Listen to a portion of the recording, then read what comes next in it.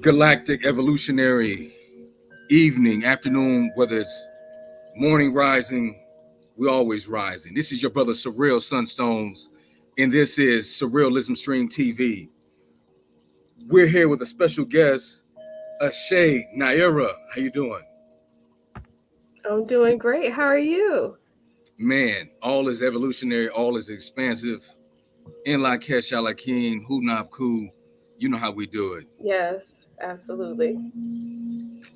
Well, I'm gonna jump right into this great bio here of Eshe Naira. She's a creative designer. Her website is dreamybees.com, which is a jewelry company where she creates beautiful healing jewelry made of gemstones, beads, metal work for men, women, and children. She is a resin artist where she creates resin jewelry, orgone pyramids, and she has an online clothing store called the Om Shop. You heard? Eshe also operates a motivational podcast on Anchor Radio and Spotify. And she conducts bi-weekly talk sessions on Clubhouse geared towards the spiritual awakening journey, as well as teaching monthly Zoom courses on crystal minerals and crystal healing. Her creative endeavors seem to go on and on as she has many other projects in the making that she looks forward to sharing with humanity. Eshe's statement of truth is, I bring healing, peace, and beauty into the world of chaos. Ashe, Ashe, and Asheo. Ashe. Wow. Wow, wow, wow. Well, Ashe, if you don't mind sharing with us, how did you get on this path of spiritual evolution? Wow. Okay. Well, first of all, thanks for having me on to, share my journey. I really appreciate it. Wow. I'm gonna have to take it back to the beginning. When I was a child, I've always been very inquisitive, very spiritual, creative, and imaginative. So I feel like that was a part of who I was. Just always thinking that it was more to life, looking up at the sky and the stars saying, it's got to be something else. I was one of those children, but specifically, I had an experience that took place in 2013. I went through a traumatic experience that sparked a tremendous spiritual awakening. And basically, I went through some trauma and my mind just popped right open. And I automatically, when that experience took place, it was revealed to me who I was. Prior to that experience, I was a person that was very introverted, very shy. I would have never done something like this. Like this is a miracle taking place right now by me being up here sharing and talking, because I was very quiet, very shy. I always wanted to hang in the back. I had really low self-esteem. So when I had this awakening, I was visited by an entity that started revealing to me who I am, basically saying that, I'm here for a purpose, a great purpose.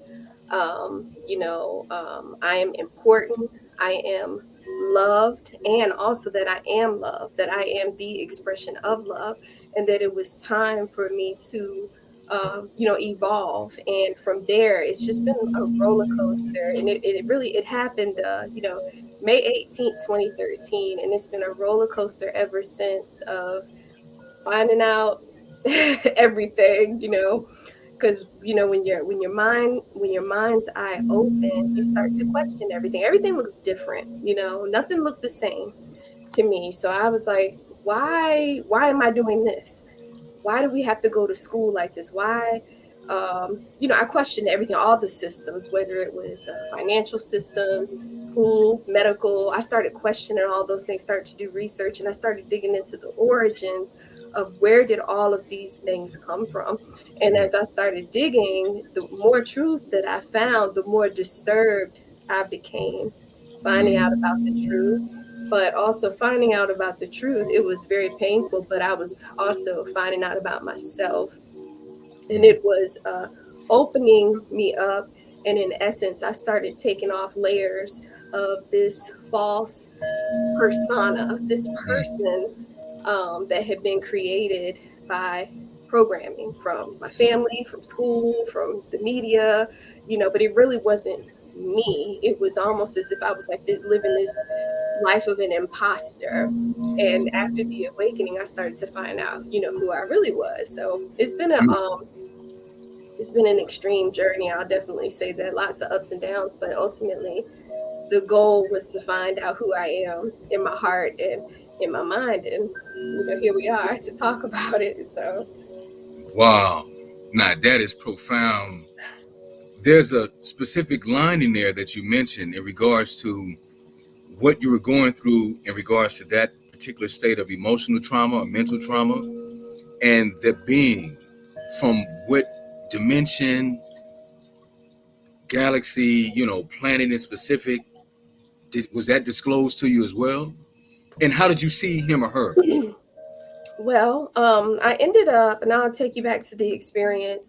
I had found out some information. I was engaged, a relationship dissolved, and it dissolved abruptly. And I guess that was it. It was like something in my brain clicked, and that was it for me. So I ended up blacking out, and I was, on my bedroom floor, and I had this experience where I was initially down on the floor crying. You get that upset. And I blacked out, and I ended up being confronted by this. It was actually two entities, but it was an entity that came, and it was in the form of a man, and it started talking to me, and it gave me options, and the options, basically, it was three options that they gave me, and the option was to, one, check out and lose my mind and go into a mental hospital. And I sat there and I thought about it, and I was like, no, I don't really want to do that. The other option was to cause bodily harm to my fiance at the time. And I thought about it, and I was like, well, I don't really want to do that either, because I have children. I'll end up in prison. It wasn't really worth it for me, even though I was very angry and hurt. But I was like, I don't want to hurt him, because it's going to hurt me and it's going to hurt the children. And the third option that the entity gave to me, it just said, kill yourself. And the interesting thing was that prior to that happening, I had battled with depression for years. Pretty much majority of my childhood, I was depressed. And I had even had some suicide attempts. Of course, they were unsuccessful because I'm still here. But I did do that to myself from being in states of despair. And when it said, kill yourself, in that moment, I said, I don't want to do that either. I said, I don't want to do that. And I remember I cried out, and I was still kind of in religion at that time. So I cried out to God, and I said, God, help me. God, help me. God, come and save me. Because when I was talking to this being, we were in a lower place, and it wasn't anything around us. It was just a blank canvas. So, but I knew I was in a lower place with this being that I was talking to. And so when I called out to God, something came. And what came, this is, it gets a little deep at this point, but it was a giant eagle. It was an eagle that came, and it came in, and it swooped in, and it picked me up. It was giant, way bigger than me, and it swooped me up, grabbed me, and it pulled me out of that cave place that I was in, and it pulled me up into the air, pulled me up into the sky, and it placed me up on a tall mountain, and I was able to look out and see the horizon, which was beautiful. The sun was shining, and this eagle was standing in front of me, and it started telepathically talking to me, and it started telling me who I am, and it was just pouring and telling me, you're not a mistake. It was dispelling all of the lies that I had been telling myself since I was a child. You're not a mistake. You are loved. You're meant to be here. You have a great purpose. Your purpose is to, accept love and to give love. But more importantly, it was telling me that I am love, and it was telling me that I am a queen. It just, that I'm meant for great things in this world. And even in that experience, in that supernatural experience, I still said, me? You're talking about me? Right. And they're like, yes, we're talking about you. So I was like, okay. And then as soon as I accepted it, and I kind of was like, okay, I'm love. I'm supposed to love myself. I woke up and I was back in my bedroom, laying on the floor. And when I got up, I was never the same again. Never. Mm. So, yeah. And how long was this transitional process? Honestly, it seemed like it took forever. But I want to say, I don't know, I maybe laid down there for maybe 30 minutes to an hour, maybe. Wow.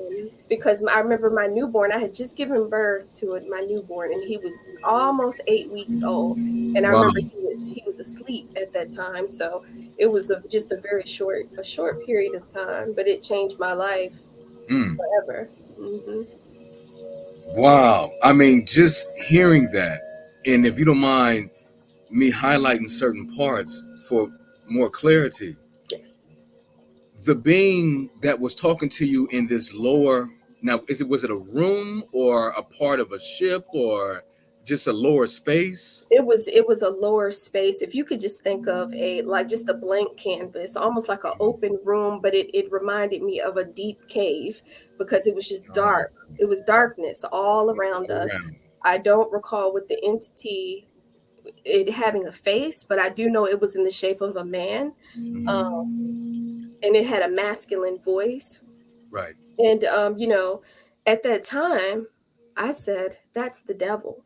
That's the I just knew it. I was like, oh no, that was the devil, and the eagle that came to get me was God. But now that I have evolved and I've grown and I've dug into myself and gotten more wisdom, it was revealed to me that that wasn't necessarily the devil. It was me. It was my lower self. That part of myself that was like my frenemy that would always whisper in my ear. It was an entity, but it was a part of me. you Wow. know yeah. Hmm. Wow.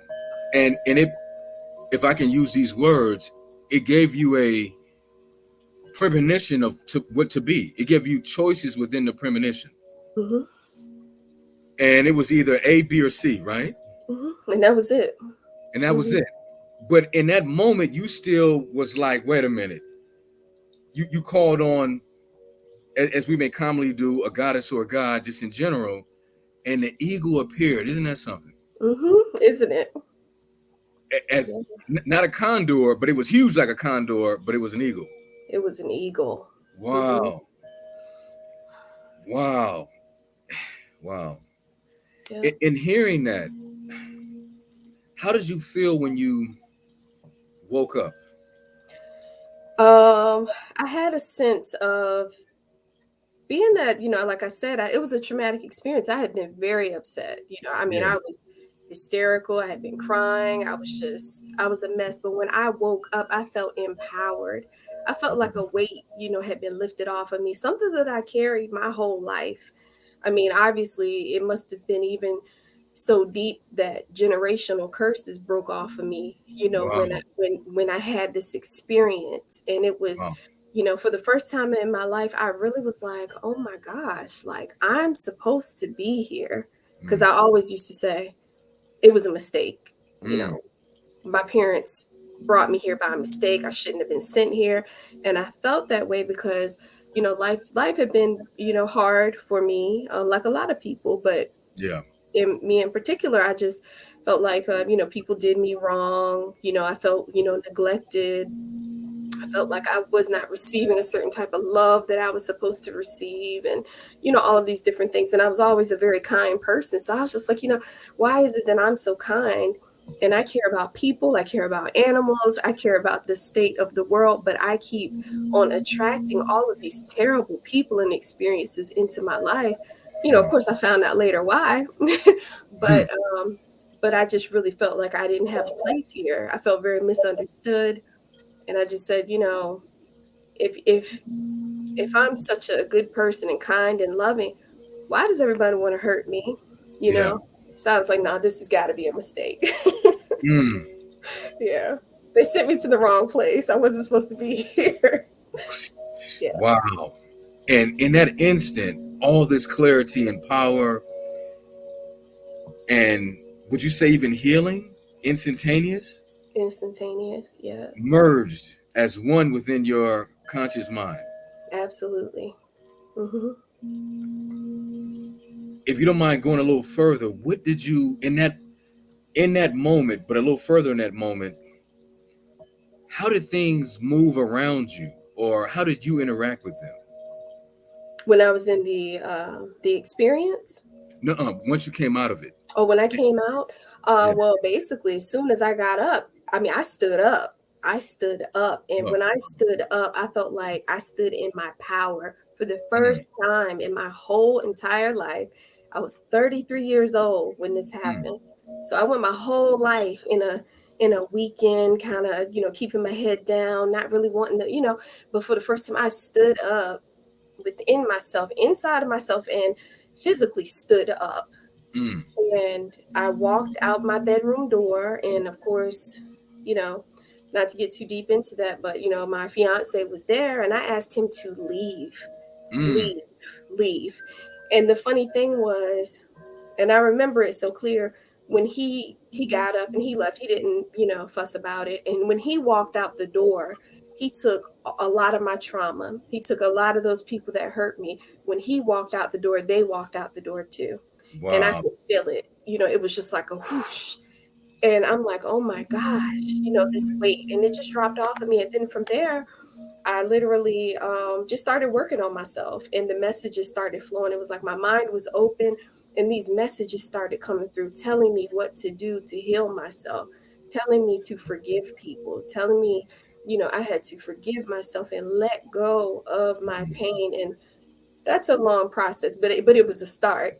That was the start of it all. And that's what I did. And so I spent a lot of time, in my home, with my children. But at night, I wouldn't sleep, and I would just stay up all night long, Mm, just processing all of these things and verbally releasing people, calling these people out by name that have hurt me or used me, and just saying, I release you, I forgive you. And I just went through this process by myself. It wasn't anybody there to hold my hand. It was all, it was me. But for the first time, I was standing up alone, in my own power. Before that time, I always felt like, oh, I need somebody to hold my hand. I need somebody to support me. I need somebody to pat me on the back. I needed all of this extra support to fill in the gap in my own heart, the hole in my heart. People could never do that, and that's why I always felt empty, because I was going outside of myself to get someone else to fill my cup. And when they did not fill my cup, I would always feel disappointed, because the mm, whole point of it all was to learn how to love myself, fill my own cup, um, ignite my own power of my mind and my heart, and stop running away, and really just stand in my own, power. So it's just an extreme situation that led me to myself. Just led me to myself. Hmm. wow. Your transparency, your honesty, your authenticity is amazing. Thank you. And I definitely appreciate hearing that. And it triggers so many much more questions in regards to just building on that, because you, in my mind, in my understanding, you went from, like you say, what was pre-programmed to now another level of what we call free will slash divine destiny. Mm, I like that. Yes. It was like 50-50 as I come to interpret a certain portion of where your story has left off at, based on what you shared. Yes. And can you imagine, as you can, knowing that there's something greater and more just within your specific purpose and destiny, and that now you've elected yourself to experience it? Hmm. Can I ask you this? Yes. Within that particular transitional point in where your consciousness was, what took place within your household, what were those days after like? I know you give a little bit of a broad basis to it, but were there any other specific moments of, I guess what I'm going to state, any specific moments related to any other entities or beings or dreams where it was like, oh, you did it, man, it's about to, it's about to go down, is Yeah. I didn't have any at that time in that space where I was living at. I didn't have any more entities to visit me or Mhm. anything like that. It was just more so, like I said, it was a voice guiding me, Mm. telling me to what to do. Like you need to call these names that you've been holding. You got to verbally express it. Speak the spell of release from you to purge, get this stuff up out of you. And I did.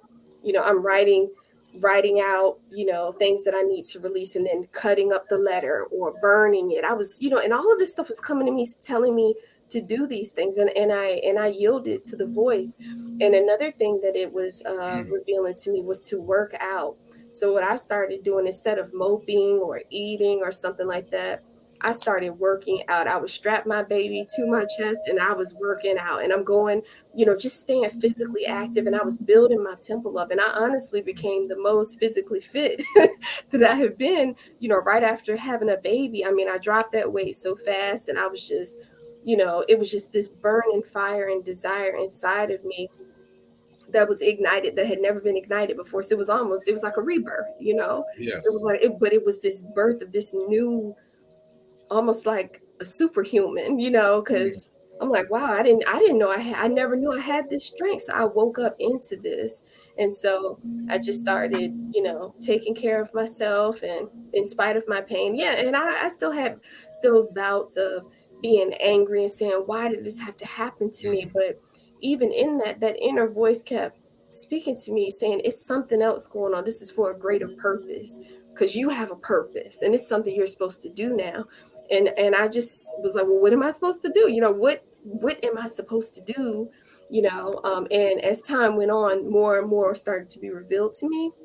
Mm. I'll say over the next year and a half, it was a gradual progression. It wasn't like, it was just happening. It would just be certain things that would take place that would show me Mm. what to do. And I've always, since on this journey, spirit has just been like that. It's, I went from once upon a time not listening to my intuition. If you get like a flash, or you hear something that says, hey, don't go down that road, and we'd be like, wait a minute, did I just hear that? And then you wave it off. I had always did that.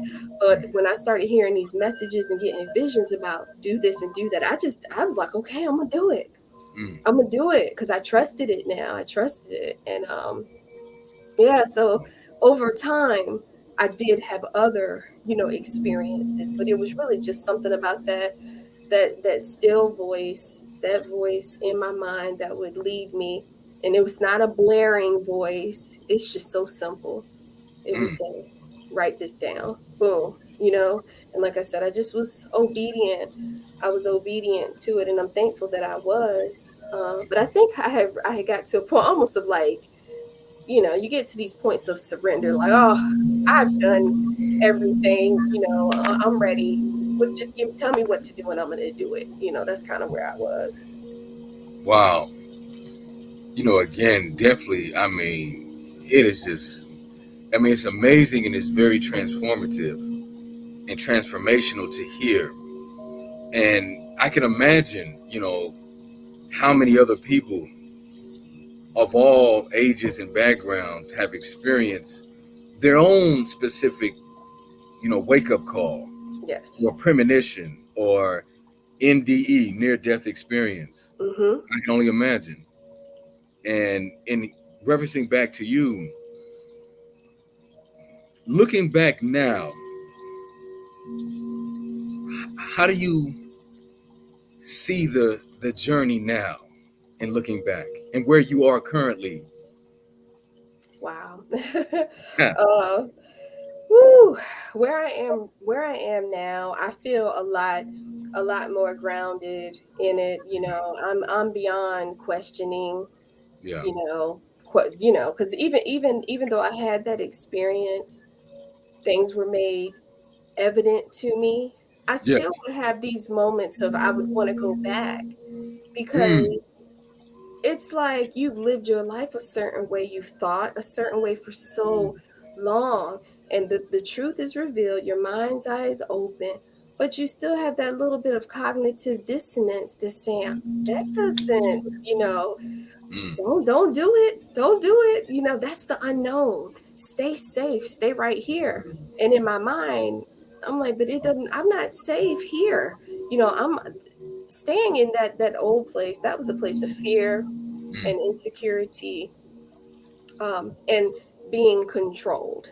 Whether I mm, was controlling myself or either I was being controlled by my programming, or my mm, parents, or something like that. But now that I've been in this for so long, I'm absolute. I'm like, hey, nobody can tell me who I am anymore. A long time mm, ago, people could say, hey, I think you're this and I think you're that. And I would take that on and say, oh, wait, maybe I am, mm, not good or something. Cut it. Like, no, I'm extremely confident in who I am right now.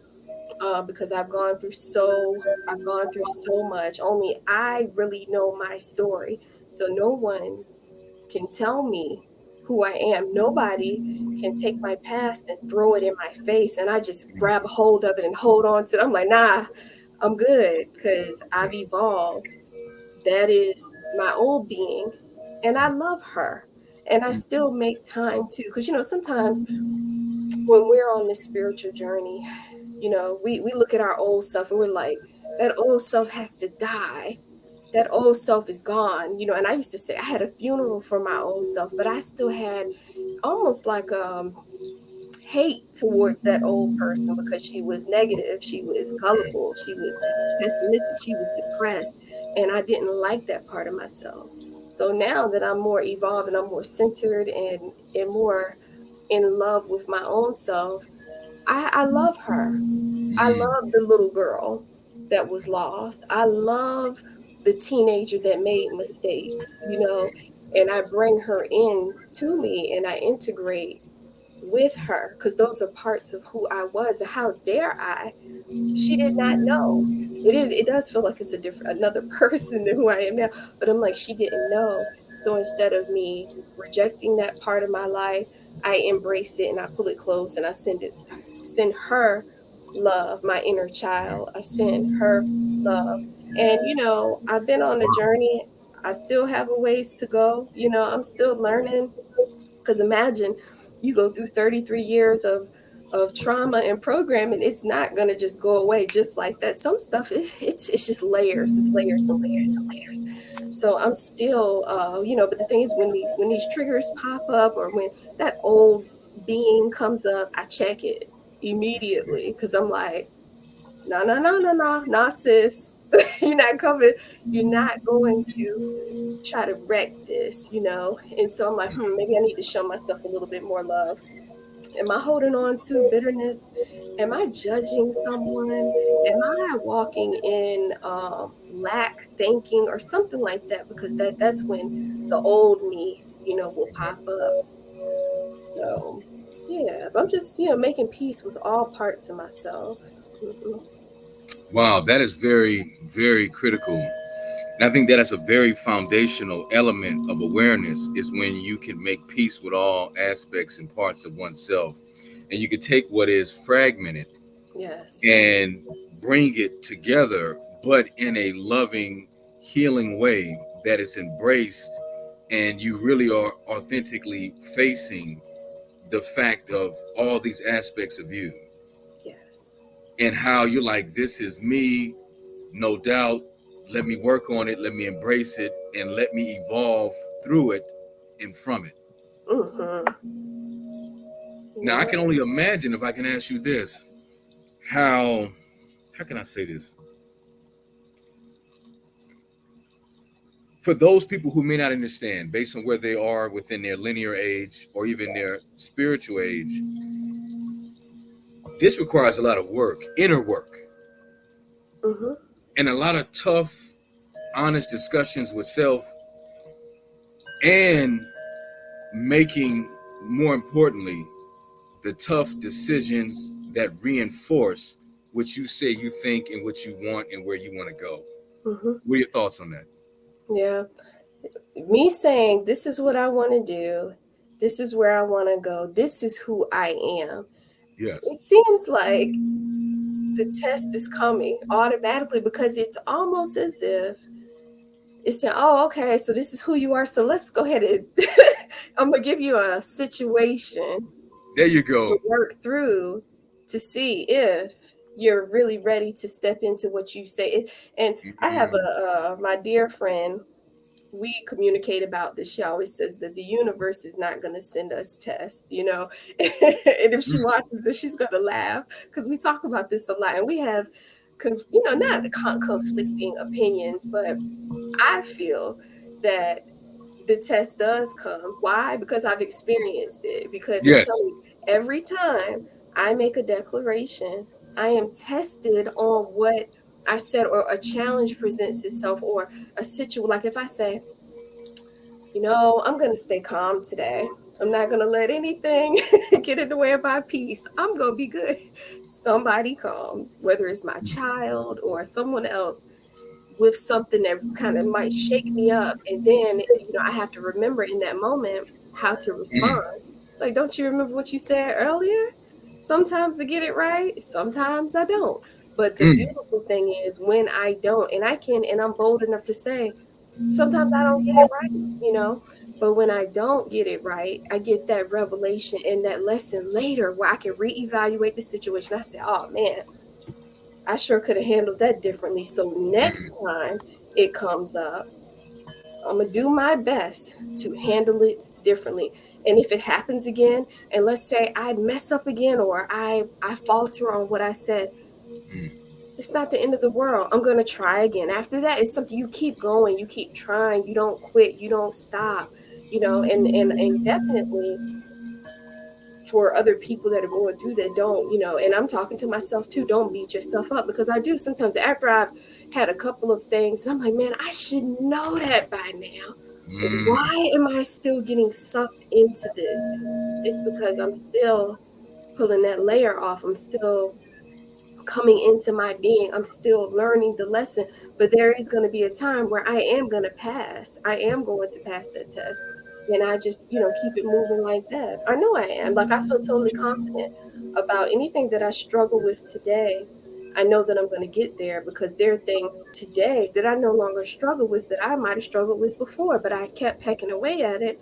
And then it was like, boom, all right, I got it. And I graduated Mm. to the next lesson. Come on now. Come on now. And you know, sometimes the next one has a little bit of a, or it has layers of the reflection of what you just got through. Mhm. You can sometimes see the, as I like to call it, the overlap, you know, Oh, or the overlap triggers. yes. So it's Yeah. like, oh, you want this, like you said. Okay, well, here's the situation, the circumstance, and then now the overlap is happening upon that, and then it's like you have what's happening in third dimensional, what's happening within your heart, mind, spirit, and it's like, how does this merge? How is this overlapping? And then there's the, are you fully aware of what's happening? Like you said, if not, then you, there's a momentary pause, as I call it, and Mhm. then you fall back and say, okay, all right, I get it. I'm Yeah. getting it. I'm waking up. I'm getting it. Mhm. Patience. Got to have patience with the self. You have to, because this is a journey. And you know, we want, sometimes I want it right now. I'm like, ooh, I want this change right Right now. now. Universal energies are saying, you might not be ready for it right now, because if we dropped it in your lap and said, boom, here you go, you wanted it, now what you gonna do? I might make a mess of it, because I have to go through a initiation process. I have to go through this stripping away of these layers. I have to go through reprogramming my mind, even still, even now, still it's just a process. So then when it's time and it comes and it's like, here you go. And I will be able to say, oh, thank you. Now I'm ready. Or now let me put this crown on. I'm ready for the crown. I am fully ready for this throne. I am fully ready for this position, or I am fully ready for this relationship. You know, Mm. I am fully ready to buy this house now, you know. So I just say, okay, you know, I have to surrender to this process that seems like it takes forever and ever and ever. But I'm also dealing with eons worth of trauma from my ancestors. What I Oh think man, I'm gonna just deal with all of that in a year or two. come on now. No, it takes a while. It's worth it No, no, most definite. though. Mm-hmm. And what you're saying and sharing,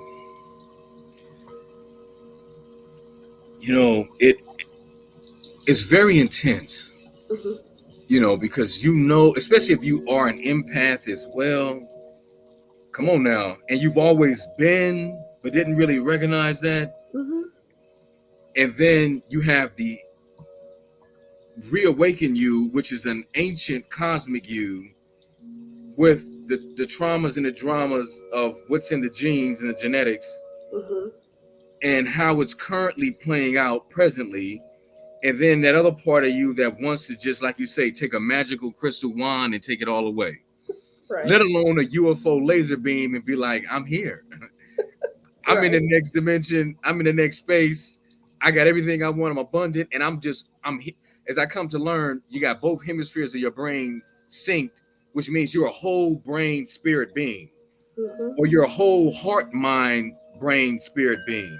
Can you imagine accessing the other 95 to 90% of quote unquote, dormant brain potential? Mm-mm-mm. Can you Powerful. imagine? Mm-hmm. Blow your And hair imagine, back. you said that when you say blow your hair back. Yeah, it's just yeah. Can you imagine what would instantaneously be like? Eshe, you wouldn't even have to think. Right. Imagine that level of hyper dimensional intuition. Mm-hmm. And it's like, go, move, this, that, and you're like, but what about, and it's like, Eshe, you're now whole brain. You know that, right? Right. You're operating with a whole heart, brain, mind connection here, Mm-hmm. let alone spirit and soul. Like all five bodies or six bodies are fully activated. Yes. And imagine, can I ask you this? Is that something you are seeking also? Absolutely. I Mm, definitely, now that I know, I didn't know before, but yeah, now that I know that there are untapped parts of the brain yeah, that I can actually tap into, yeah, I want that. I want that because the thing throughout my life, I've had glimpses of experiences of, like I said, certain knowing, yes, certain the intuition, the voice in my mind would say, about certain people. He's a con artist. And I'm like, what, where'd that voice come from? Hold up. Not on some schizophrenia type stuff, but that is the spirit of the mm, creation speaking through me, leading me and guiding me. So imagine being able to open up the brain mm, and to be able to get that type of guidance, that divine guidance everywhere I go all the time, 24/7. So that is the goal, is to be mm, tapped in that much, to get to those higher levels of consciousness, because I feel like this whole thing is about raising the levels of consciousness, because we are all conscious beings. I mean, it's all energy anyway. This is all, and I sometimes will talk about how we see this matter and these walls and everything is so solid in this body, but it's all just these moving particles of energy that's moving so, so, so, so fast that it appears to our eye that these things are solid. But yes, when we start tapping into these other parts of the brain, we start to see how fluid everything really is. Everything is very fluid, and we can see the sacred geometry and everything. So it's already happening, because I see things now that I never saw before. I wasn't even cognizant of the fact that it existed, and mm, now I can step outside, marvel at nature, and see sacred geometry everywhere, even yes, down to my fingertip. I'm like, I never, stared at my fingertips, but now if I look, I'm like, wow, that's a beautiful swirl happening here. So mm, it's the same. And being able to see all of these connections, and I know that the deeper and deeper I study, and I, meditate and work on focusing my energy intentionally, my brain will continue to be activated. And I feel that over time, with the changes in the cosmos anyway, we're going to automatically receive certain upgrades and shifts, but we can assist the process, to move it along a little bit more with our intention. I have the intention to activate my mind. I have the intention to raise my consciousness. I have the intention to open up my heart, open up this heart that was covered with hard crust and layers. And I said, nah, I'm not supposed to be like that. So I'm going to open it up. And it hurts so bad. Mm. When I was working on my heart center, and I have Mm. I have rose quartz There here. we go. I just used to have to hold it here. Once I Mm. once I found out the power in crystal minerals, Come on um, now. and I would just hold it there because the pain was so intense of that shell being taken off of my heart to expose this beautiful beating heart that's free flowing, so that this energy can flow and this energy can flow out without fear, Mm. without fear of, oh, somebody's going to hurt me, so I have to keep this shell up. Oh, I've been hurt before, so I got to keep this wall up. Spirit is beckoning all of us to open up our heart. As Mm. we open up our heart, we open up our mind. As we open up our mind, we open up the channel to the cosmos, and it flows through. And then, all these beautiful, wonderful things start happening for one that is ready to surrender, to the process. Now Hmm. that is very crucial and critical in what you shared. Again, being ready and surrendering to the process, which is surrendering to the higher aspects of you and why you're here. And like you Yeah. say, there's always that creative option of what is defined as free will, where you can close the door and turn your back Hmm. and say, I'm just going to deal with this level of consciousness functioning. I'm not trying to get past 5 or 10%, let alone anything else. And I'm just going to live, life from a total program perspective or a total shut down perspective. Hmm. And in saying that, you shared the other equation to it.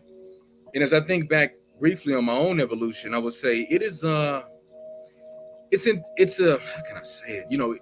It's a creative, complex, ever expanding, evolving experience journey that how can I say it? There's times even for me I say, I should have did this a long time ago. Mm. Yes. How about that? Hmm. Like I mentioned to you briefly, I've been holding back my voice for years, saying I'm not ready. I got all this other extenuating, trauma drama I've created and circumstances. And spirit was like, brother, the level you've put in, like, Right. come on, this is gonna help to cause more healing, and you're gonna get excited and you're gonna get empowered and motivated, and you're gonna make the connection within yourself, and we're gonna help to guide you from the other side. And I'm like, yeah, but I want to be more perfected in the third dimensional state of how I see myself. And they're like, you don't understand still. You're at a point now in your evolution and in your inner and understanding that you have to move. You have to make decisions accordingly as quickly as possible. Because if not, you're going to miss out on what is being set up for you or what we have waiting to assist for you. And you're going to now miss the opportunity. And if you're lucky, you will be able to go around the merry-go-round if you're lucky. And if you can survive the additional 5 to 10 to 15 years of coming to the realization. What are your thoughts on that? Oh my gosh. Yes. Like you said, okay, so the opportunity presents itself, and we say, no, I don't want to do it. Right. We are prolonging the process of our purpose and why we're here. And so, like you said, just by saying, by rejecting that opportunity, we're going to have to go through a whole bunch of other stuff, a whole bunch of more challenges. And the funny thing about it, what I kind of can get a good laugh off of this, is going to bring your behind right back there again. Mm. Again, you're going to be right back there again, confronted with the same thing.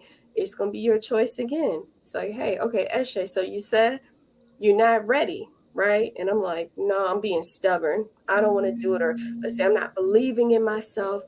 I'm just not ready. Okay, so you need some more challenges. So we're going to take you through it again, and we're going to bring you back here again because it wouldn't leave me alone. The thing is, my purpose was calling me when I was like, nope, I don't want to talk. I'm scared. I was scared to talk, public speaking and things like that, telling people my story about, because I was so embarrassed. I'm like, oh my God, this is humiliating. People are going to laugh at me. If I start talking about an eagle came and pulled me out and I'm having a conversation with the devil, they will be like, okay, she's a little crazy. So I can't tell nobody. So I will hold that to me. And Spirit is saying, you got to tell your story. I don't care how crazy it sounds. You got to tell your story. And I said, no. And I kept rejecting it. And it kept coming back and coming to the point. It's just like, okay, again, here I am. I surrender. Okay, I'll do it. I'll do it now.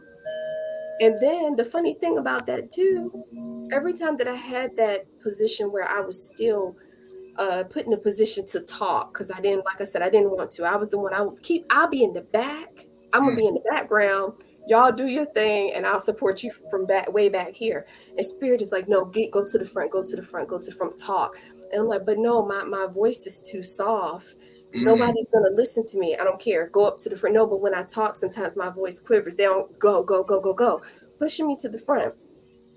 And then I said, okay, fine. I'm going to do it. I'm going to get up here and I'm going to talk and I'm going to tell my story. And I'm dripping in sweat. You know, I'm having heart palpitations. I'm feeling lightheaded. And then I do it. And then once I do it, I'm like, well, that wasn't so bad. Right. So it's like the joke is on me. You know, when we do that. And the more, and so then that became my motto. My motto was, do what scares you. Do what scares you. The very thing that you are meant to do. And if that's what scares you, do more of whatever it is. Do more of that. Because the more and more we do it, and then if I take an opportunity, and I'm just speaking specifically about speaking publicly, because that was a phobia and a fear of mine that I had my whole life. And so the more and more that I would do it, here comes these wonderful blessings. I'm like, oh, wow. You know, or people would say, wow, that touched me.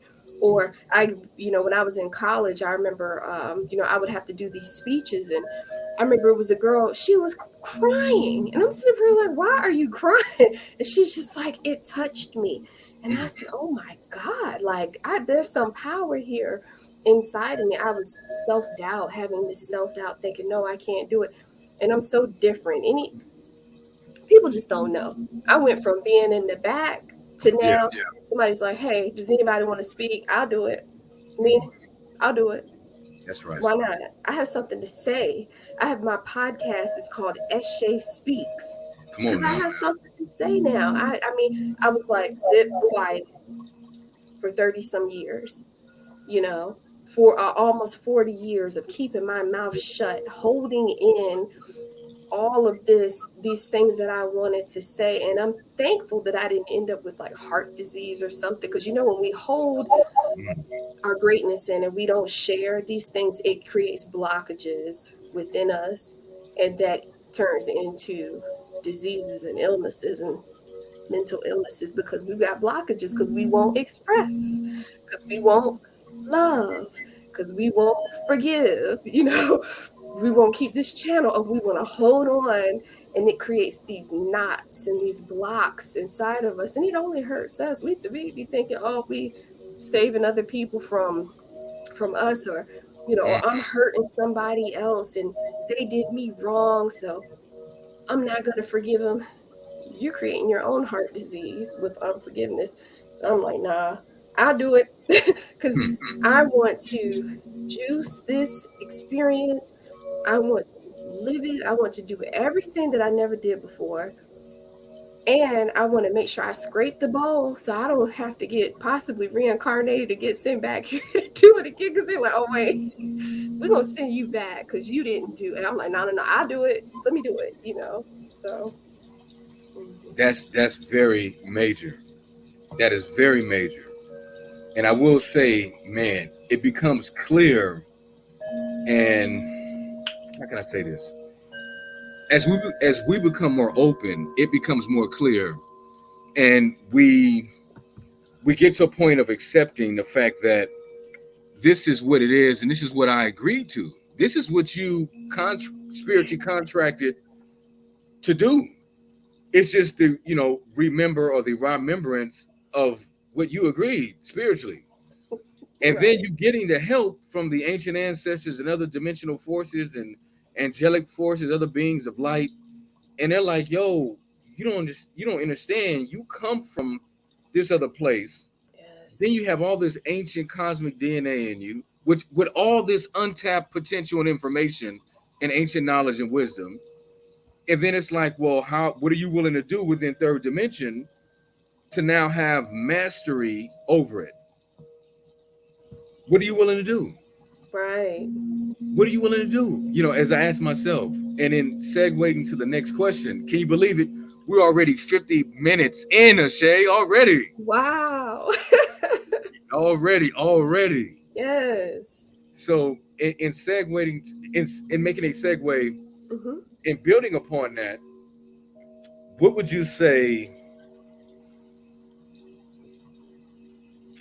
How can I? Let me see how I can get this. I'm gonna let spirit speak because I realize a lot of times there's still, even within my own evolution and development, the heart already knows. The mind is thinking when the heart already knows intuitively. So in flowing with that question, even for myself, because I can get very heavy linear because that's a third dimensional thing I have to do when it comes to mentalizing, how I'm gonna, as I like to say, problem solve, or as I like to also reference a problem solving as a complex situation. How am I going to get to the solution? But in saying that, my mind goes into all the analytics and the theoreticals and the hypotheticals, and I can calculate, formulate in my head pretty quick. But the spirit is always like, it doesn't even. It's just you already know, and it's just making that switch between what portion of your brain your consciousness is in and the other portion. So I guess as I'm coming to understand, is becoming more, as I like to term it now, creatively logical. Okay. Because what I'm realizing is that this society and the way things are grafted or programmed, there's a major imbalance. You become heavier mentally and linear with how you may see yourself and your experiences and your connections. Hmm. We calculate them like, writing one, number two, number three, and then we expect it was this other breakthrough I'm gonna share with you real quick I had in regards to not putting my quote unquote problems or my creative problem solving in order. I used to there was certain that helped. I'm gonna do my best to be as clear with it. I Okay. used to put my problems on a schedule. Mm. Now that was evolution for me to get to that point. No, I'm gonna work on these things and stay focused and locked in and complete them. Because at one point I wasn't even locked in to complete them, letting on focus. Okay. But I've been running at a certain point and for so many years with that evolution because I see where it works within my life, but I also see aspects of where it don't work and Mm. where it is holding me back. And spirit is like, no, no, no, brother, not no more. So the last, really 2 to 3 months for me has been very transformative, and I've made this new breakthrough in regards to, wait a minute, my problems are no longer on the schedule. Number one, I problem solve, which is what I was always having in the default of me. I just had them on the schedule. But now I'm going to deal with no schedule, and I'm going to creatively, logically problem solve randomly. Mm. Okay. However it manifests, I'm going to give it the attention and the time. No more put my emotions in it. Oh my God, I don't want to do it. It's a drag. Why today? I got all this, thinking from that linear mind again. No, Hmm. I'm going to deal with it as it happens, as quickly and as creatively logical. And I'm going to ask my higher self in that moment. If I don't know the answer, I'm going to ask and let it go. And Yeah. I'm going to take the time out, which I've learned even more importantly within this last 14 months for me in particular, to take timeouts and time to creatively reflect and get my upload to my download.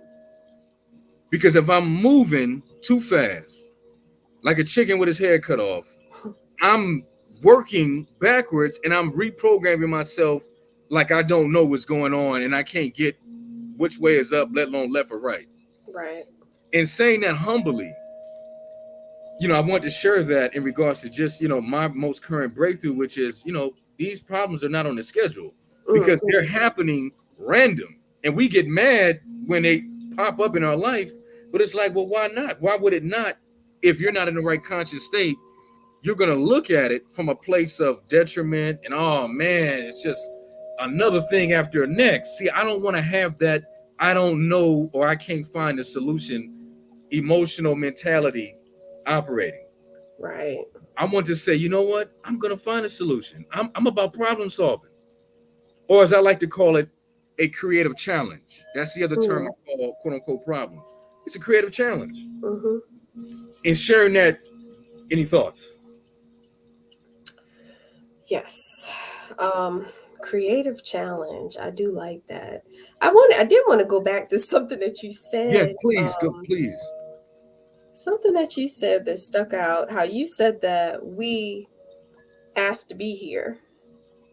That was like an agreement that we said, Yes. I'm gonna go there and I have a purpose. I had a really hard time accepting that. I had a really, really hard time, because I was just like, no way. Mm-mm. And my teachers are telling me, my spiritual teachers are saying, yes, you did ask to come here. And yes, Yes. you did pick your parents.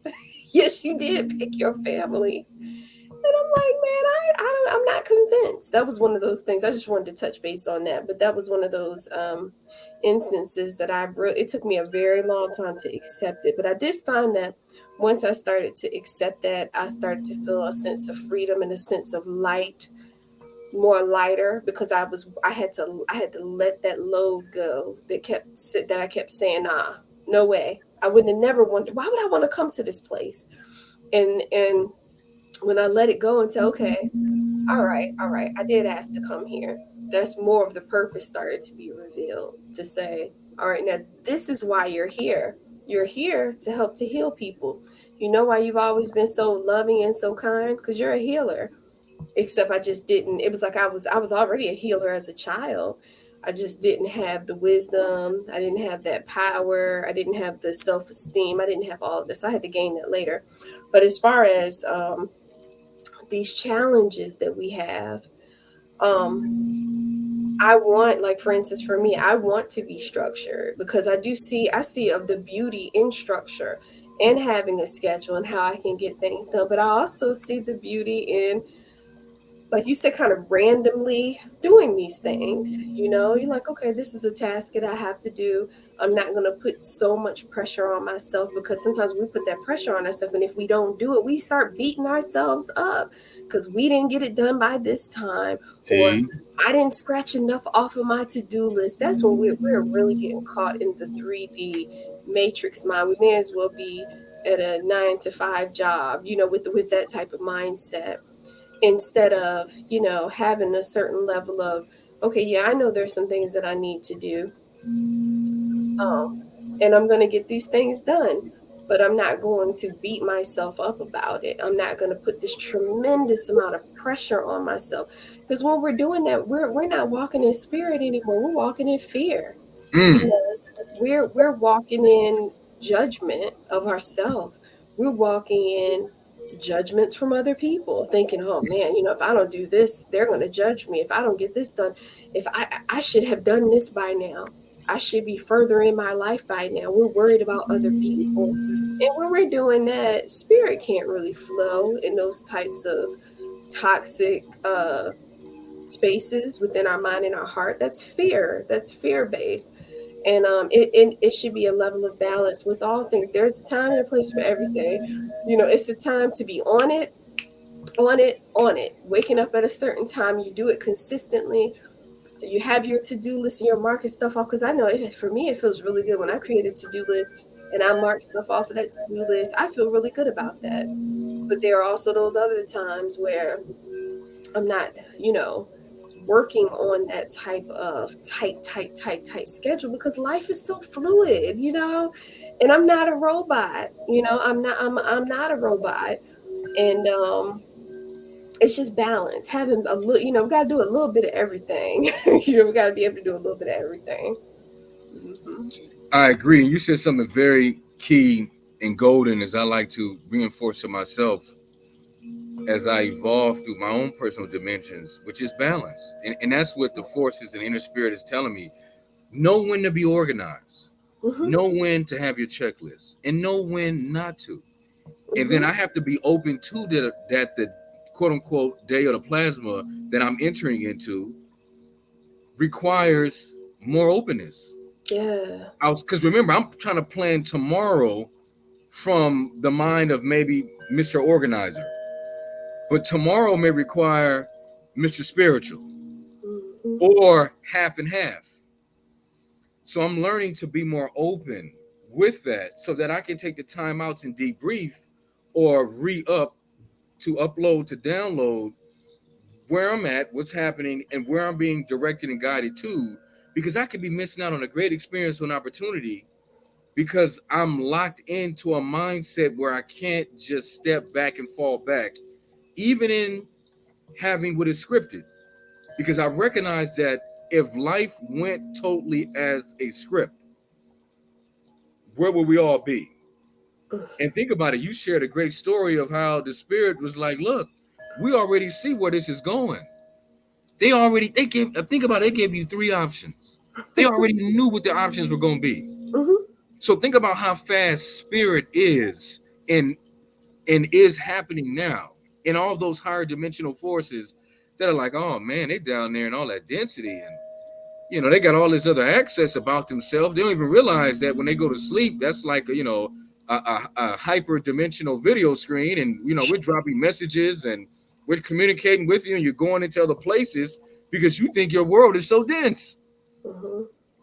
It's just slowly moving based on gravitational forces or the elements that bind and pull, or gases and liquids and solids, and all the various degrees and temperatures and settings. But things outside of quote unquote the flesh or the physical is moving at a hyper speed. Hmm. And it's like, when are you gonna catch up? Yeah. So imagine being lucky, as even I have been, to see and continually to see on the other side and have that guidance and that opening happening. And I realized too that when we're under that trauma state, that trauma drama state creates the blockages, and it creates the layers and layers of repeating, recycling, can't get right, can't figure it out. I'm stuck. I'm going forward, but backwards, but forward and backwards. And it can be years of that until you recognize, okay, there's some blockage here, whether it's in my sacral, my root, whether it's in my heart, whether it's in my throat, my brow, my crown, my palms of my hands, my soles of my feet, above my head, below my feet, within the earth I'm living on or standing on or currently dwelling in. I'm being asked to move and to do something differently as quickly as possible if I'm tapped in, as I say I am, within this present moment and state. Because as you see as well, quote unquote time, or time and space, or the time space continuum doesn't wait for no woman, man, child, granny, grandpa, cousin, auntie, mama, daddy, stepdaddy, stepmama. It's like, okay, It's moving. look, just like now, we broke it into an hour and 3 minutes. See that? See that? And if I recall, Eshe, do we have you for another 27 at least? Yeah. And you can always stay a little longer if you choose to, but Okay. if Right. time permits, Hmm. most definitely. And in sharing that, and recognizing that, there's just so much more. And one thing I will say too, in hearing your story, is that paying attention to the details. Are you detailed with the details? Hmm. And the messages, or I like to say, it goes from information to knowledge to the applied wisdom. Oh yeah. What would you want? Anything you want to build or say around that?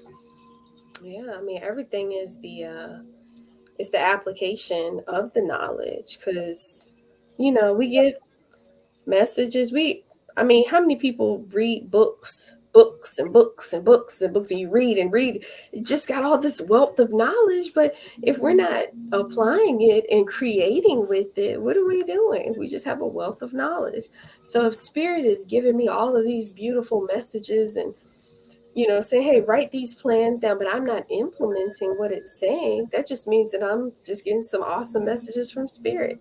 But I have to apply it. I have to turn into the alchemist and take this beautiful thought of wisdom, whatever I have to do in my own brain, and then I have to bring it forth with my hands and create an action and make something or do something or say something, you Mm, know, or go somewhere instead of just sitting and keeping it in my heart or keeping it in my mind and I'm just daydreaming about it. You know, I mm, we have so many beautiful daydreams that we don't act on, so many beautiful inventions, so many beautiful books that should be written, and we sit on it. But spirit is calling for us to act on it and to do it. And even if we do bit by bit, that this kind of goes back to, I want it right now. My father always says to me, a little bit did is a little bit done. Meaning, it might, like if I'm writing a book, which I am, mm, been pecking away at it for months now, but I'm still pecking away at it. So every time I get in there and type a page, I'm one page closer to having the book done. Versus if I just sat there and thought about it, I'm mm, not doing anything but thinking about it. So we got to just apply the wisdom and the knowledge and come out and share ourselves. And if someone says, hey, I want to be a motivational speaker someday, mm. oh, start a podcast, get up on TikTok, get up on Instagram, start speaking your truth, stop waiting for the perfect time. These perfect times, they just don't come. We create the once we get up there and we activate ourselves and do the action or make the craft or whatever it is, that is the perfect time. Otherwise, it's just we're sitting on our riches, we're sitting on the purpose, and the time is now to activate it and to do it all. And that's what I do. I mean, I have so many multiple different projects going on, and I have all these different creative things. That's because I had something told me to do it. I had a vision to do it, and I did it. And it's steady growing and growing and growing. And I imagine I started my YouTube channel back in 2014. I remember when I first did that one video, I was scared. I was like, oh, this is my first video. And now I look back, I'm like, that was so many years ago. And I got all these videos. You know, I made one bracelet in 2014 with my business, one bracelet.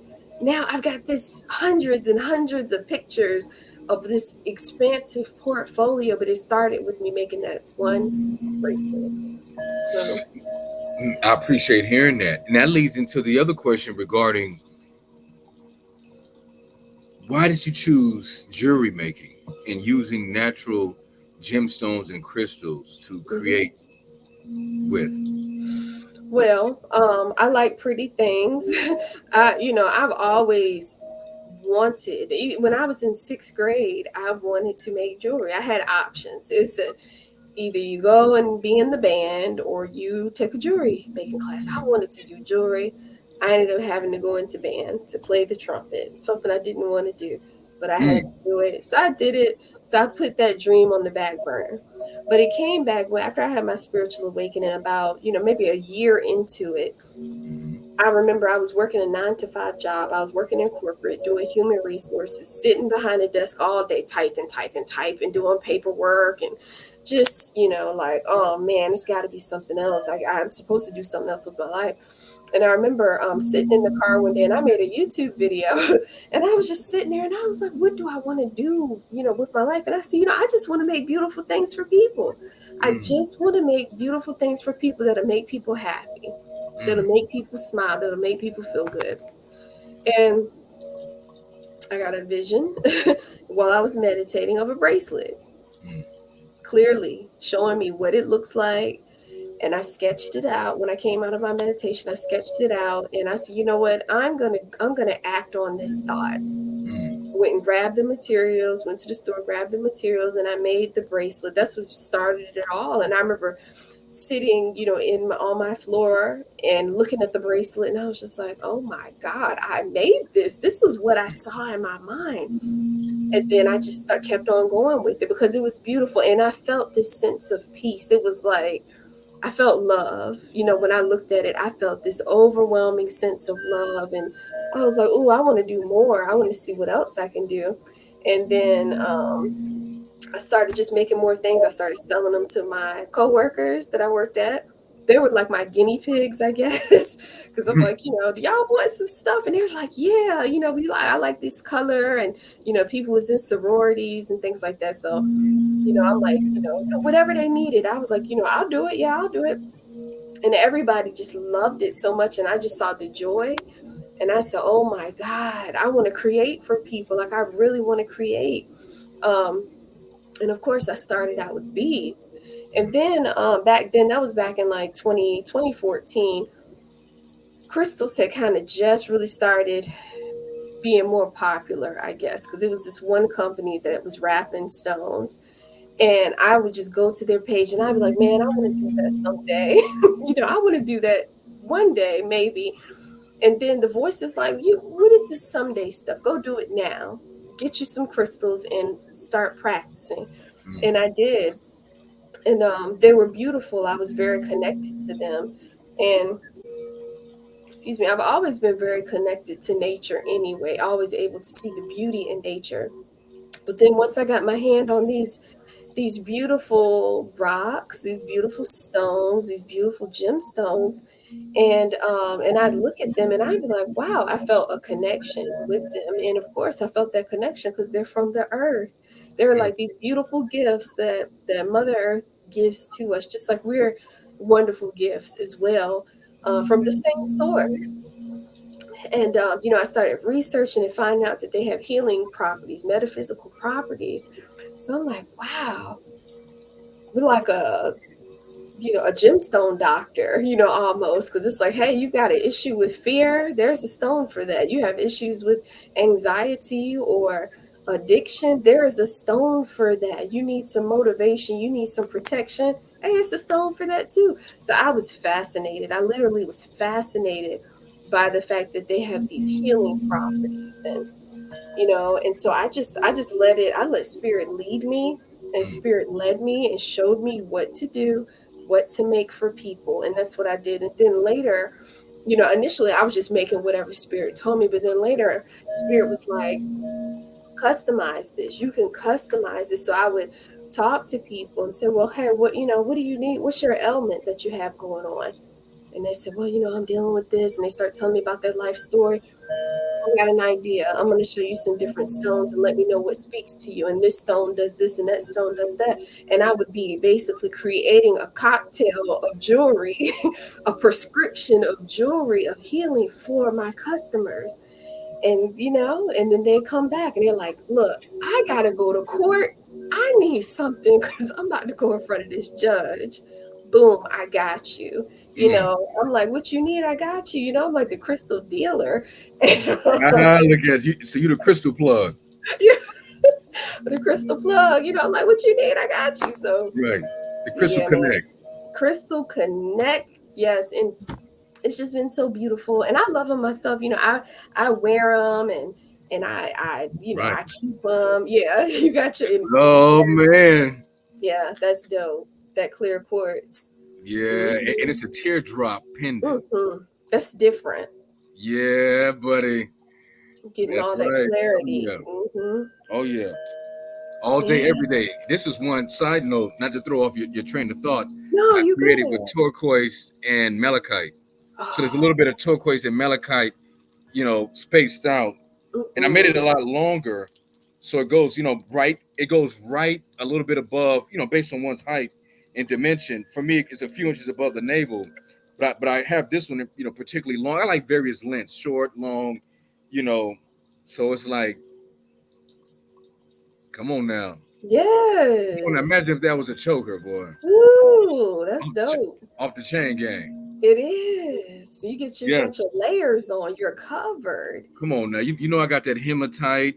Probably can't Hmm. see it that well. The hematite with the lava stone. I got a few Hmm. layers of that going on. This is a little larger because I learned to get into more of the micro beads as well. Because I liked a lot of larger beads, like these wooden ebony beads right here. Oh yeah, that's You dope. know. But anything else? I don't want to throw your train of thought off. Oh no, you're fine. I just fell in love. I just fell in love Come on with now. I fell in love with myself because in essence, I'm a crystal. You are a crystal. Doing Come on this now. research, finding out that we are made of minerals. Everything is made of a crystal mineral, but we don't think about it like that. But once I found out about it, the connection just grew, and it just got deeper and deeper and deeper. With the crystals, I was able to just help people, and the joy, when someone would get my jewelry, and they'll do a shout me out online, or they'll call me, or they'll message me, and they're just like, Eshe, oh my God, it's so beautiful, thank you so much, I love it. Or people will come back later and say, every time I wear this, I get all types of attention. People are coming over to me, or, something good happens to me. I had this one brother. Ooh, this is a deep story. Mm, I had made him some jewelry. I feel like I had gave him some tourmaline. But anyway, he was shot like 8 times or mm. something like really crazy. And he, in his heart, he believes that he did not die because he had that stone of protection on. And he told me that. And I'm just like, you got to be kidding me. But I mean, it was beautiful. And I was like, yeah, I mean, it's power. If we accept the power and Yes, we acknowledge the power, it will work for us. that's But right. if we just say, oh, that's just a rock, yeah, that's just the what, it's not gonna work for you. But Right. I know I've got this rose quartz, and I'm like, oh, this is for my heart right here, and I know it. I'm like, oh, I love you. Thank you so much for working with me and helping to open up my heart and comforting me when I'm, going through some things and I'm not feeling sure of myself. And I feel that love, from these stones. And, I think it's the best thing in the world. And then, to take it into an even deeper level, our ancestors used the stones. We are our ancestors. So Mm.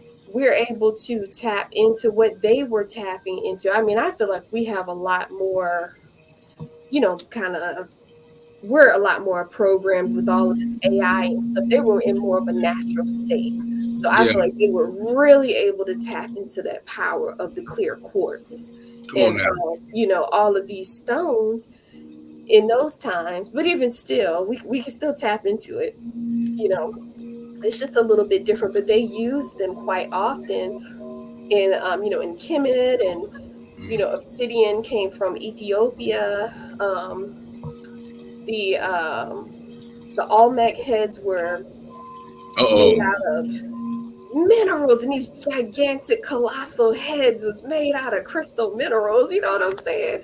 Like the pyramids was made out of limestone, and I mean, it's just amazing. They knew what was up, and we're catching on. We're a little bit behind the cup, but I'm just so thankful that that I know what I know, and I'm able to tap into these healing modalities, and to share it with other people. It's beautiful. No, and I appreciate hearing that, and it is. And in adding on that real quick, I've come to recognize as being a fellow jewelry maker myself, I don't do it as often, only for myself, but at one point I was selling, for people randomly. And one thing I will say is that there is a deep, as you know, spiritual connection when Hmm. you are working with various stones and crystals. And I know for me, like I say, I go to sleep with about a bag of, I don't know, 60, 70, around my ankles, mid waist, about another 50, 60, and about another 50, 60 under my pillow, not including, the meteorite I put on the top of my head and crystals around the top of my head as well. More so the polished, like beaded crystals, sort of like the ones that I'm wearing here. I have some that are loose, Mm-hmm. some that are looser that I have in a bag, and there's just a vortex. Mm-hmm. There's a shift I feel. There's an energetic upgrade. There's like a releasing. I can hear popping. I can hear like a electrical zap Mm. sound happening. And then there's times where when I close my eyes, I can actually see, those cosmic colors and the swirls of my chakras being illuminated or Mm. recharged. And it's amazing because I've been doing that now for, oh man, since like I was in my early 20s, and now being part of that, 40 club, you know what I'm saying? Being part of that 40 club and say, you tell me if you know what that's about. Tell me if you know. Oh, I know. I'm in there now. I'm up in Come there. on now.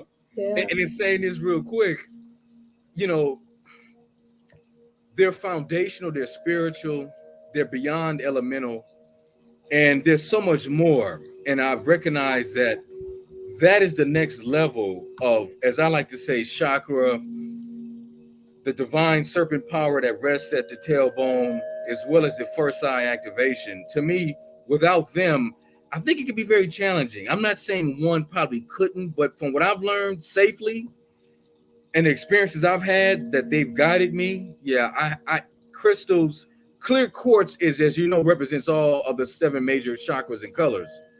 Clear quartz, or really any quartz, but clear quartz in particular has a specific resonance frequency, and it is a master healer. And I know what it's done for me in my life. Mm-hmm. And then just reinforcing what you were saying, again, when you work with them, like you say, that metaphysical spiritual connection is out of body because they will guide you and tell you, what patterns, or unless there's a specific request based on the customer. But if you're just free flowing, they tell you what to do. They tell you how to work with them, and next thing you know, like, time just disappears, Mm-hmm. and you're like, I made this. I put the Yes. pattern. I'm rocking this, which I ordered a while ago. I don't know if you can see it. I'm gonna try to hold it. It's a hexagon lava stone. It's a polished lava stone hexagon, and it's on the raw lava stone bead. I think they're like either 2 or 3 millimeter, with the 2 or 3 millimeter hematite. And this, when you get into the 2 and 3 millimeter, 4 millimeter, well, really 2 to 3, it gets very interesting because you're talking about, I have to hold them like, I'm gonna get closer. Like, imagine holding that with your fingers, between your fingers, Mm-hmm. holding that bead and stringing it. Think about the Hand-eye coordination. And hand-eye coordination. you get into a zone Come when on you're now. doing that. You're in the zone when you're like making waist beads. I've made waist beads before, and I mean, you have to have a level of focus. It can take a long time, but you get into that zone, you really don't think about time anymore because you Yeah. just in it, listening to your music or whatever it is that you're doing. Because I like to, listen to meditation music or some tones or something like that when I'm doing jewelry. I can't really like watch TV. I don't watch too much TV anyway, but you have to be so focused, especially if you have a pattern. Yeah. Because, imagine you do this long strand and then you're like, oh my God, I made a mistake. I got to redo it. So I'm like, no, I'm not going through that. I got to stay focused. And you stay focused and you get into that flow and you're connecting with the jewelry. And it's, I'm just like, wow, I know our ancestors are proud because, and just one more thing about Yeah. Go ahead. Go ahead. Go the ahead. beading, when I was, making my jewelry, I would have these visions of an ancestor sitting outside with a fire, sitting Wow. beading, doing bead work.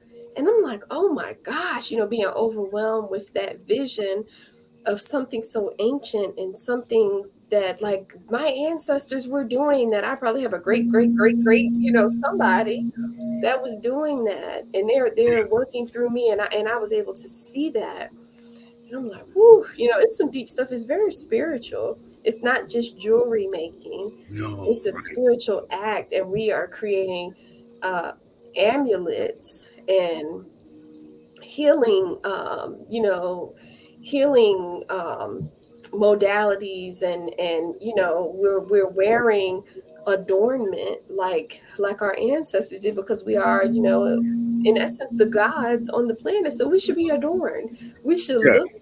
we should look the part. We should be looking, amazing with our adornment, with our beads and crystals, and we got to represent who we are. We are the walking crystal, but it's beautiful to adorn our temple with it as well. Hmm. Oh, it's critical. It's very critical, as I like to term it and reference it. And Ashay, you're touching on something, especially when one can relate and they're into it and they're deeply connected. There's so much more there. And I Yeah. think I've come to understand that even activating this ancient DNA, these crystals and gemstones can definitely assist with that if we've earned the right and are ready to receive that next level of integration. Hmm. Because you're talking about something that is foundational that keeps not only the crust together, but also deeply in the crust, that it helps to with the gases and various heats and liquids. Life is fed through these plants, through the minerals and the gemstones and the crystals. Yep. We're fed from this at its core. So imagine when you understand the inner core of using crystals and gemstones and how that inner core connects back to you. Imagine what ancient knowledge and DNA you can now unravel. Well, I should say unravel to awaken to now integrate. Hmm. Mm-mm-mm. And that's where I'm pushing my evolution and beyond. It's going to that point to where, you know what? I want to have geodes or geodes, I say either or, Hmm. I have some all over the house now, but I want to have even more in the room. Hell, I even want a bed made of just quartz Right, with a right. nice pad in there, and I can just debrief. I'm even willing to close it. Like, you know what I'm saying? Like, listen, I got to give a way to get out there, of course, but I want to have that more, like an actual, crystal tomb, coffin, sarcophagus Hmm. that I go into from time to time and have my chimes going, or my, ancient singing bowls and the incense and the oils, and I just zone out. Yes. I star travel at random, and I zap or shock my energy field, as I like to call it, because I'm realizing our frequency and vibration and I'm pretty sure you would agree, we're still very low. Yeah. And when you jolt it with spiritual talk, spiritual evolution, and you feed the spirit, it goes to a whole nother place. And in saying that, I'm checking at the time as you see me looking up. We're already at the hour and 27, almost 28-minute mark. Yeah. I would like to ask you this. Hmm. Anything on cosmic love, love in general? I was gonna come to it. You gotta save the best for last. How about that? Best For for the end. last. Yeah. Yeah. Cosmic love is real. It's real. And I'm all about love. Oh God, I'm all about love, and I love love. Um, but the beautiful part about it is it's important. The divine masculine is meant to be with the divine feminine. Nobody can tell me anything different. That's the way it's Oh supposed no. to be. That's the way it's supposed to be. Um, but before there can be that divine joining, that Mm-hmm. divine feminine has to heal, that Mm. divine masculine has to heal, and then come together. And as they come together, they will start to help to reveal maybe some other unhealed places when it's a divine union. Your divine masculine can kind of help you to see things about yourself in love, In not in love. abuse, not in control. Because in divine relationships, there is no need for abuse and control. Yes. Um, those are like matrix things. It's like we don't do that here. Okay. So, and even when those traits may still try to pop up, your divine counterpart will say, hey, I think that you're, being a little bit controlling in a cosmic love. If you're in a cosmic love, you'll say, you might be right. Yeah. You know, I'm going to work on that. I'm going to take that to heart, because I don't want to do that anymore. Because Yes. you don't when you're in that place of being divine, you don't want to hurt yourself no more, and you don't want to hurt that other person. And you realize, like you were saying in Lakesh Alakin, I am you, you are me. So Yeah. therefore, if I hurt you, I'm hurting me, and vice Mm. versa.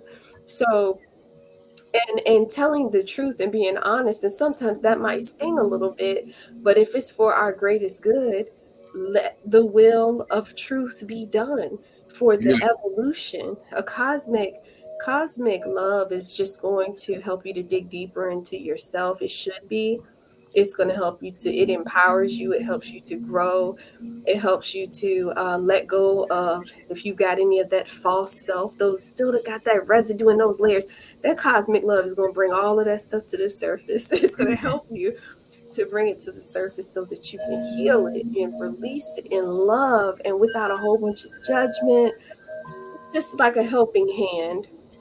But we do have to go on, I feel, a personal journey of self love for Mhm. ourselves first before we can get that beautiful cosmic love. Because if unhealed beings try to come together, it's just going to create chaos. It's going to create chaos. You might learn lessons from it, but when you get two beings that have either extensively worked on their healing, or they are really in that healing process, and they come together, it's nothing like it. It's just, it's beautiful. It's ecstasy. Mm. It's nurturing. Mm. It's like flowering, and it just grows and grows and expands, and it's like the cosmos expressing itself through love, through each other. But at the Wow. core, self-love. Self-love, that's the key first. Hmm. Well, it's amazing, and definitely would love to even have an episode 2, 3, 10, 1,000 with you. And being respectful to your time, we just crossed over an hour and 31 minutes. All If right. do you, it's on you if you have a few minutes more, or did you want to kind of end it on that note, or you want to add a Well, little bit? yeah, we can save some for the Okay. future. No, But I definitely. do, if you don't mind, I would just like to, Go ahead. usually whenever I have a talk, I just like to put the, call to action to the people that are listening, anyone that has stuck in and listened to this interview. Thank you so much. But just personally, from my heart to yours, just wanted to let you know that you have a divine purpose.